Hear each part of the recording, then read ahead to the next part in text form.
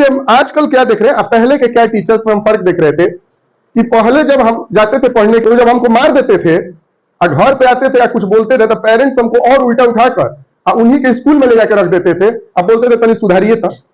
मतलब कि parents support नहीं करते थे। बच्चे को कोई टीचर मार दे स्कूल में तो पेरेंट्स वैसे नहीं सपोर्टिव नहीं हो जाते थे अपने बच्चे के तरफ से, ठीक है। लेकिन आजकल क्या है कि कोई टीचर यदि किसी बच्चे को कुछ बोल दे रहा है तो थोड़ा सा बात में ही वो हाइपर हो जा रहे हैं।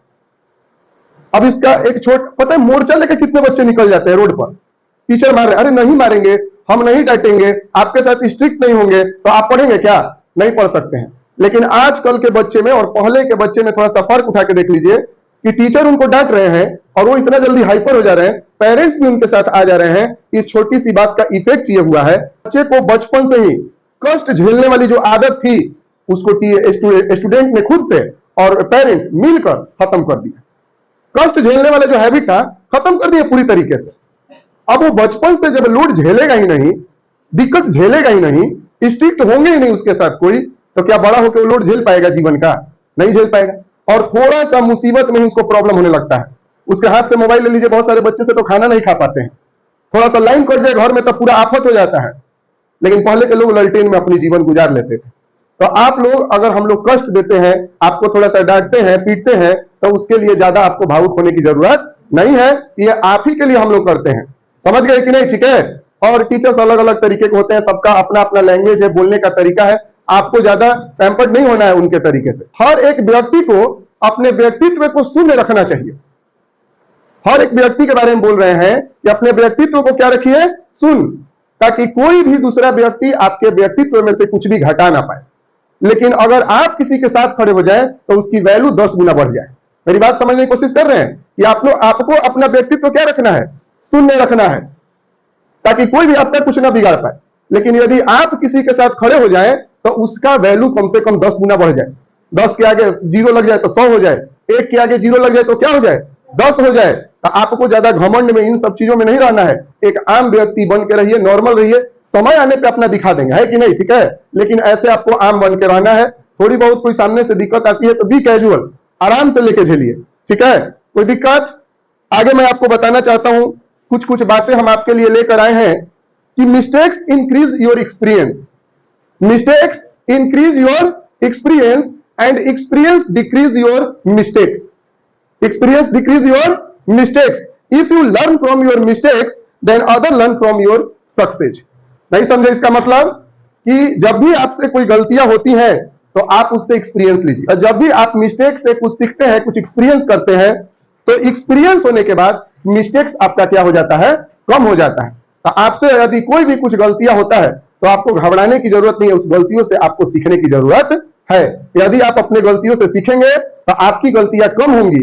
जब आप अपनी गलतियों को एक्सेप्ट करके आगे बढ़ेंगे तभी जाकर सक्सेस करेंगे, तो दुनिया आपके सक्सेस से कुछ सीखेगी। समझ में आया कि नहीं? ठीक है। तो आपको गलतियां होता है, आप जब मुसीबत में आते हैं तो आपको खुश हो जाना है कि हाँ, अब मेरे ऊपर मुसीबत आया है, अब हमको कुछ नया करने का समय आया है। इंसान को जब कुछ जीवन में बड़ा करना होता है ना बाबू, तो उसको एक मजबूत ठोकर लगना बहुत जरूरी है। समझ गए कि नहीं? जब मजबूत ठोकर लगता है तभी कोई इंसान अपने जीवन में कुछ बड़ा कर पाता है। आपने सुल्तान मूवी देखा होगा ना, जिसमें वो सलमान खान ने क्या बनता है? बिहार का चैंपियन, स्टेट चैंपियन कुछ बनता है, नेशनल अवार्ड भी लेके आता है।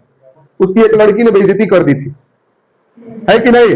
एक तो मेरे शादी में जरूर आना कुछ करके मूवी है, उसमें वो IAS बन जाता है। तो जब भी आपका कोई बेइज्जती करता है, आपको पूर्ण रूप से बेइज्जत करता है, तो आप उसको ऐसे जवाब मत दीजिए, अपने काम से जवाब दिया जाता है। आपको बता दूं कि युद्ध नहीं है जिनके जीवन में, ये एक लेखक है, उनकी बातें हैं कि युद्ध नहीं है जिनके जीवन में वो भी बड़े अभागे होंगे। युद्ध नहीं है जिनके जीवन में वो भी बड़े अभागे होंगे, या तो अपने प्रण को तोड़े होंगे या फिर रण से भागे होंगे। बात समझ में आया? आपके जीवन में जब भी कोई मुसीबत आता है तो घबराइए नहीं, और जो आपने कसम खा के उतरा है कि हम ये काम करके रहेंगे, उसको तोड़ना भी नहीं है। जब आप अपना कसम तोड़ दिए, अपना प्रण तोड़ दिए और आप अपने काम से पीछे हट गए, तो फिर कोई मोल नहीं। जीवन में हार तभी होता है जब आप फील्ड को छोड़ के भाग जाते हैं। यदि आप फील्ड पे बने हुए हैं तो आपको कोई हराने वाला पैदा नहीं हुआ है। अरे 1 साल नहीं होगा, 2 साल नहीं होगा, 5 फरवरी से सेशन स्टार्ट हो रहा है आपका, और 5 फरवरी से पूरा दम लगा दीजिए। अपने दोस्त यार जहां भी लोग हैं उनको समझाइए, कोचिंग के बारे में बताइए।